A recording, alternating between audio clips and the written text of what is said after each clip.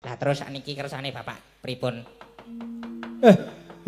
Umpama cara ratu ngono aku arep kundur kraton. Aku arep nemoni ndara-ndaraku para Pandhawa. Ndara-ndaraku sing do lunggana mburi kae. Oh nggih. Nggih. Lah ngersake diringi napa, Pak? Aku nganggo ambulan wae, Pak. Hus.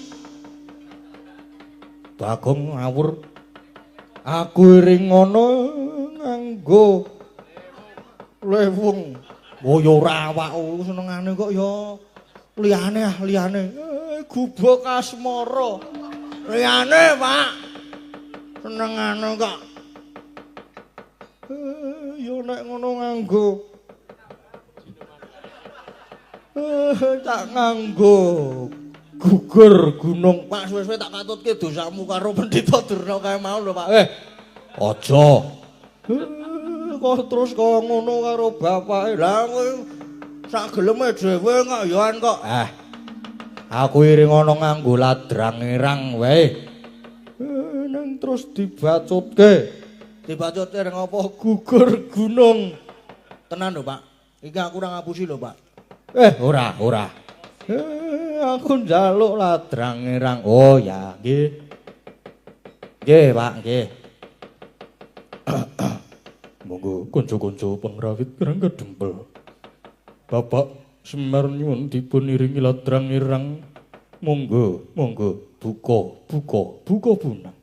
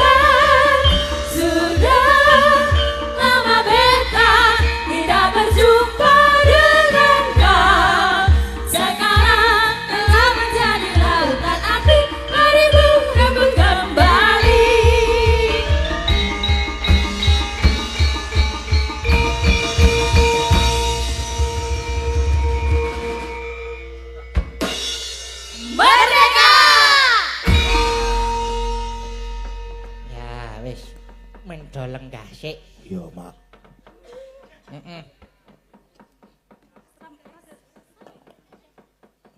Ya. Wis do lenggah meneh. Iya, Mak.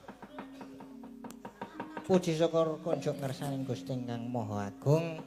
Dene bengi iki awake dhewe kelakon sowan. Kelakon sowan, Sowan ana ngendi iki, Mak? iki sowan ana dusun Pendem Girirja Ngablak Magelang. Oh iya, Mak, acarane ya kuwi wayangan.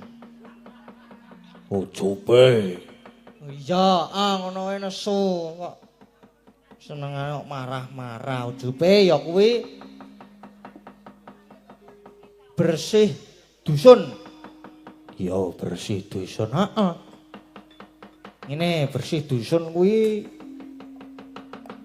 mujudake pralambang. Oh iki dicedhakke. Heeh no. Mujudake pralambang wujud rasa syukur marang kersane Gusti sing diaturke dening para warga masyarakat. Awit rejeki kang mus ditampa kang awujud hasil panen saka anggone olah tetanen saka anggone le padha makarya ana ing ngendi papan para warga go sengkut gumregut manunggal nyisake wektu bondo lan uga tenagane kanggo gawe adicara bengi iki ya Mak.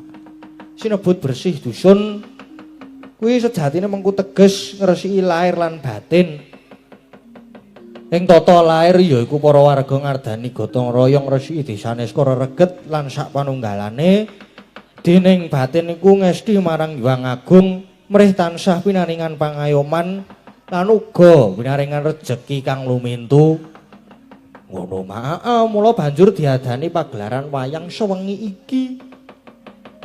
Sing sejatine yaiku minangka sarana laku prihatin awit wong Jawa kuwi duweni gegebengan yen to dadi wong kuwi kudu betah melek, betah ngelih lan betah ngampet hawa nepsu supaya bisa katekan sediane. Ngono to Mak. Nah, mula kanthi dianakake pagelaran ning adicara bersih dusun iki duweni pengajap supaya ing taun kang bakal lumaku ing taun kang bakal tumeka lan sak teruse bisa kaparingan lancar lan gangsar anggone padha makarya lan ngupaya boga muga antuk sandang pangan kang murakabi jroning bebrayan agung teman kasembadan lan kawujud padisan kejaba saka kuwi aku lan kowe ya kudu tansah muji lan nyuwun marang ngersane Hyang Agung muga kabeh warga kaparingan bagas waras kaparingan yuswa ingkang panjang adoh sekala lara temah tutuk anggone momong anak putu kabeh. Iya, kabeh kang tinandur muga tuwuh lan awuh ngrembaka kabeh wae pinaringana ayem tata titi lan tentrem. Amin ma amin. Amin. Aja lali awake dhewe ya ngaturake panuwun. Ngaturake panuwun. Ngaturaken panuwun kagem Pak Kadus. Terus ora lali ngaturake panuwun kanggo kagem para segenap panitia merti dusun utawa bersih dusun pendem kene. Ngaturake panuwun karo para karang taruna, ibu-ibu barang kuwi ya. Ibu-ibu di belakang sing masak memangsak ya ngaturake panuwun. Ngaturake panuwun ingkang sampun apa ya ngopeni. Ngopeni para kanca-kanca warga laras lan kru wis disediani nggon transit. Ya transit tenda biru. Malah gayeng lho mau nang jero malah wah iso anget. Iya, Mak. Terus sing ibu-ibu sindan susukan. Ya ora apa-apa, malah anget kok mengko kok. Iya nang jero ki malah gayeng banget. Gayeng banget wong mau aku mlebu kuwi iki padha ngungsi apa ya batinku. Iya ora. Ngaturake panuwun. Pisan meneh ngaturake panuwun dene sampun apa ya? Nok percaya pitados. Iya. Pitados dhateng kula sak rombongan kanca-kanca. Nggih. Ibarate wong ya piye ya nok ya aku kuwi karang ya isih dalam tahap apa? Tahap pembelajaran. Dadi ya mestine wae akeh lupute kathah klinta-klintunipun anggen kula nyangik wonten mriki. Iya. Maturake panuwun wis dipercaya to, Mak. Ampun. Pitados dhateng kula sak rombongan. Kula nggih nyuwun pangapunten. Nyuwun ageng samudra pangsamu mbok menawi mengke anggen kula nyangik wonten mriki kathah kelinta-kelintunipun, kathah lepatipun.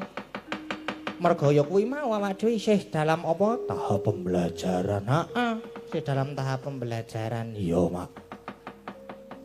Terus karo iki mau aku ki jane rada bengi iki rada grogi. Rada grogi. Rada grogi. Bengi iki Mergane aku ditunggoni. ditunggoni karo sapa, Mak? Ditunggoni karo Pak Jumbo. Pak Jumbo Siswanto. Aku rada grogi iki bengi iki jane rada tratapan. Iya. Kaya ujian. Kaya ujian. Kaya lagi tugas akhir. Iya. Nggih amit sewu nggih Pak Jumbo nyuwun pangestunipun. Wah. Sip. Waduh. Mung sak sip kowe. Mung sak sip kowe wis iso marake legender. Legender ki apa? Legender iki nggo dodok sing maune rada grogi dadi rada maksur.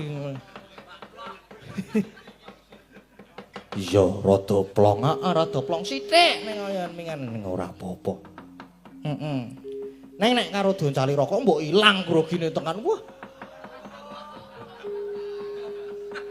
Ora kaya ngono kuwi to, Mak. Ora kuwi ya jenenge. Iki mau ki jane lek kowe entuk apa jenenge kata-kata kaya ngene saka Mas Janu nggih Pak Jumbo nek nek ajeng ngopo to ngopo mengki kali Mas Janu.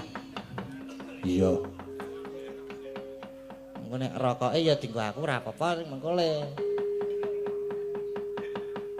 Masalah bab belakang kelir kali Mas Janu. Iya. Karo dibuka rasane. Dibuka rasane. Mbok dibuka sik liyane. Aja mung rasane. Lah iya. Kono kuwi sing kono, Mak. Karang sindene sik nang kono. Iya. Kenalan sik. Iya, Mak. Kabeh-kabeh iki saka kenalan. Tak kenal maka tak santai.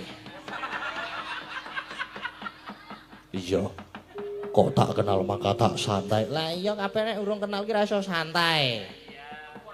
Mengko nek wis santai terus sayang. Iya. Nek wis disayang terus ngilang ayo.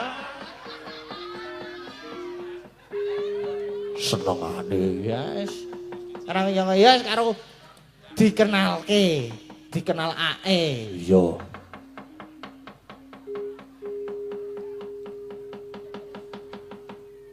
Gladi apa? Gladi wano gulang tepang. Iya. Seka sing paling mepet kotak. Sing paling mepet kotak. Iki sing paling mepet kotak. Mepet kotak sound system. Udu iki. Iya. Ya ora ngono kuwi.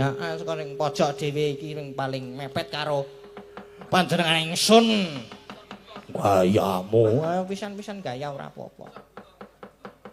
Sik ngisor buta iki. Sugeng dalu, Mbak. Inji. Alah. Urung-urung kok kemayune ora jamak. Inji sugeng dalu Mas Dalang. Sugeng dalu. Mak Cange inji. Nggih. Pripun? Mboten pripun-pripun. Oh, nggih. Namung ajeng kenalan. Oh, nggih. Nggih, pitepangan. Napa dereng tepang? Ya cocok urung ngono lah. Dinggo gimik. Iya. Tinggo suwe-suwe. Jan kabeh sing digoleki sing suwe-suwe kuwi mau. Mergane nek ora suwe mengko mung sedilit. Iya. Iya, aku seneng sik suwe. Ngepasi nek no. Iya. Wis rada angel. Wong isih enom kok. Apa ya terus nek nom terus suwe? Nggih, dadi wano hulang tepang kalian sedaya warga dusun Pendem leres. Nggih. Nggih. Nggih, kula Agnesia Nandasari Nuring Tia saking Sleman Ngayuk Jakarta hadine ngerat. Nggih, tasih legan alhamdulillah. Tasih legan. Nggih. Nggih. Wonten mriki tasih legan. Nggih, wonten mriki tasih legan. Nggih. Tesih prawan menika. Nggih, napa tasih sekolah Mbak Agnes? Kadang blekuduk manyar-manyar. Alhamdulillah tasih. Oh, tasih sekolah. Nggih, tasih. Sekolah wonten pundi? Niki 17 plus niki SMA tesih. Tasih. Nggih. Nggih. Bau kencur, bau kencur. Oh, nggih. Nggih. Berarti tasih SMA di Agnes? Nggih, Mas. Nggih. Mas Dalang kuliah kok nggih? Kula Nggih. boten prei. Ora maksude sekolahe ngono lho, sekolahe nek saiki aku ngerti nek prei. Lah, nggih. Sekolahe. Nggih, kuliah. Oh, nggih. Berarti kula adik kelas nggih. Adik kelas. Nggih. Nggih. Dan nganu sekolahnya wonten pundi di Agnes? Wonten PT Mencari Cinta. Cinta kok dicari. Mboten kula iki anu sok buruh cek Brambang namungan nggih. Sekilo pinten? 700.000 pajake.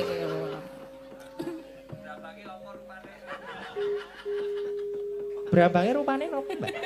Lah ya biasane tak ya ungu to ya, mosok ya apa. Nggih. Tapi nggen kula Bombay. Bombay. Nggih. Oh, bawang bombay. Nggih, sik gede-gede nih lho. Sing gede-gede. Heeh. Sepinten? Sak gegem. Nggih, sampun to Mas Dalang nggih. Nggih, dereng anu sampun nggih matur Oh, nuwun. nggih matur sembah nuwun. Nggih, Dek Agnes sing sampun. Nggih, matur nuwun. SMA nggih. Nggih, Nggih, matur nuwun Dek Agnes.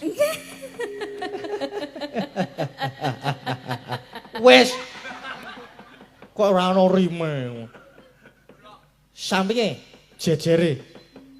Samping kanan. Nggih. Lah. Lah ora apa-apa kok wis guyu. Ya ora apa-apa to, aku saking senenge lho, Mas. Saking senenge, Mas. Ah, nggih. Nggih. Pripun? Asmanipun sinten? Mbak. Nggih. Kula Nggih. nggih nderek nepangaken Nggih. nggih Pak Bu.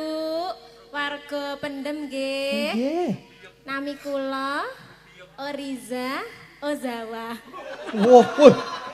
Oriza Widyasari, Ozawa. Mas Widyasari. Sik.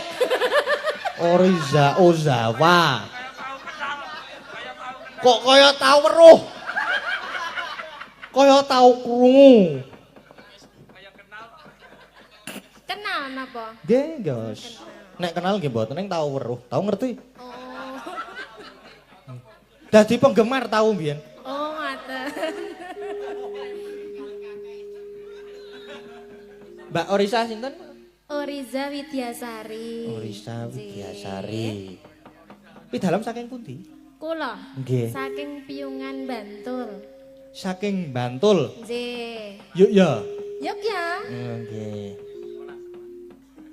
Tasih sekolah napa sampun lulus? Kula. Mbak Orisa nggih. Kula sak kelas kalih Mbak Agnes. Oh, sak kelas. Oh, nggih. SMA. Tasih SMA, nggih. Nggih. Berarti adik kelas. Nggih, adik kelas. Nggih, Dik Orisa, Dik Agnes. Nggih, pokoke kula nek mangkat sekolah nggih boncengan. Boncengan? Nggih. Lewat ngendi tak cegate.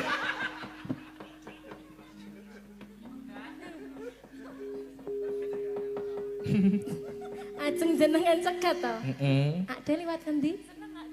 Hah? Oh, seneng.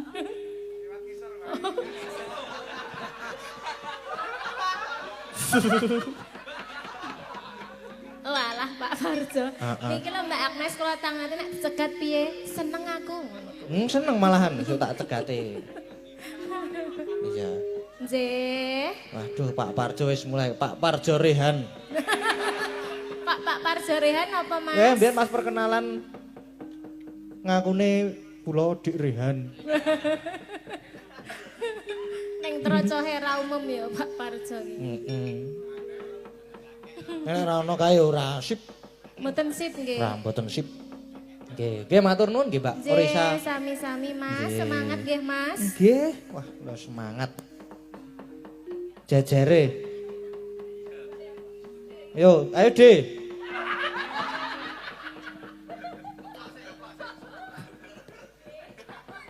Sugeng dalu Nggih. Mas Gade. Sugeng dalu. Inggih.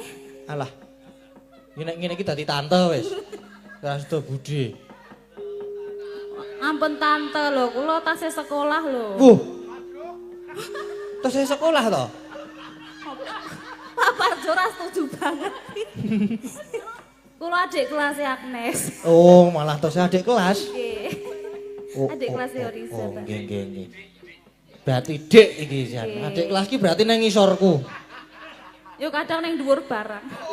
Lha jeneng adik kelas ki tingkatane kelasnya nang ngisorku kok kadang nang dhuwur Lah barang. kelasnya niku pindah lho, Pindah ngendi? pindah-pindah. Sok ning dhuwur, sok yo ning ngisor. Oh, larak ngono ae to. Dua lantai, dua lantai. Dadi sok nang dhuwur sok nang ngisor. Oh, oh. Ora tentu, ora tentu. Nah, tentu. Sesuai kebutuhan. Apa kaya ngono kuwi to, Dik Gun? Sinten Dek Gun niku? Sinten Dek? Si Gun Sinten niku? admine. Oh. Mboten kenal Si. kula. Oh, mboten kenal. Mboten. Waduh. Duh, mesakake.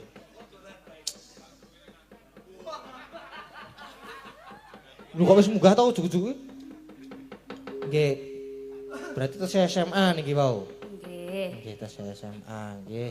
Ki dalem saking Saking Gunung Kidul. Gunung Kidul. Nggih. Nggih, saking Gunung Kidul. Nggih, matur nuwun, Dik Ika. Iki mah jenenge wis Urung jenenge ya? Waduh, wis keterucut e. Ya baleni wis. Baleni. Nggih, Nggih. asmanipun sinten? Nami Mbak? kula Ika Suhesti. Oh, nggih, Saking nggih. Gunung Kidul. Saking Gunung Kidul, nggih. Nggih. Nggih, matur nuwun nggih, Dik Ika. Sami-sami. Nggih. Jajare. Samping kanane meneh. Nggih, kula pun anake pun kalih. Waduh. Lah kok wis tekan kono. Lah niki mau adik-adik sedanten. Wah, Iki nggih. anak-anak kula sedanten Oh, iki. nggih. Kula nuwun. Nggih, kula Mbak nuwun. Limbuk, Oh, Mbak nggih, Sangi. monggo nggih. Asmanipun sinten, Mbak? Kula- Budhe Ring. Asma kula pun mantun. Pun mantun wingi. Oh. Apa wis mari GBG? Kok kene. Pun mantun wingi bar tak presake. Nika mengi kula Asma. Oh. Ora ngono kuwi to, Mak. Ora. Heeh. Nami kula. Nami kula. Nggih. Namine Berarti kok ora tekon-tekoni. ben ngaku dhewe. Selek pengen pengakuan ngono lho. Selak pengen pengakuan. Gek tekoni to.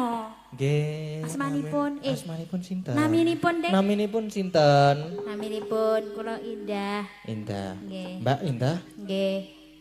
Niku Panjange? nek Indah.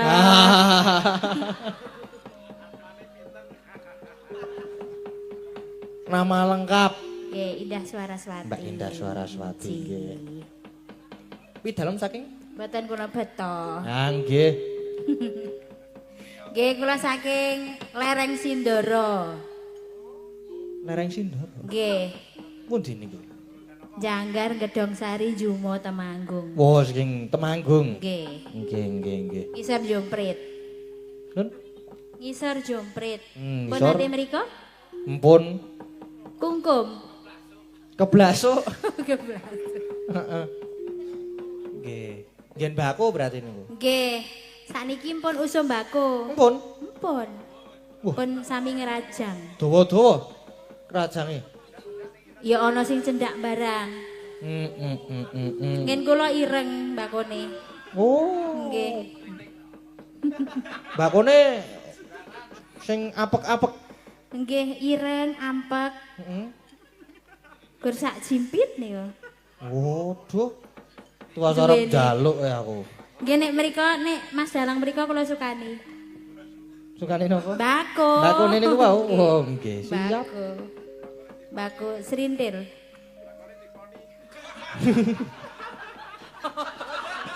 Wah, ono bako diponi. Rehan. Ora gur diponi diri bonding. Ono bako kok direbonding. Mbok sesuk dikerli. Nika Kang Parjorehan. Heeh. Nika nggih nganu napa pendemen bako. Oh, napa nggih? Bako poni niku.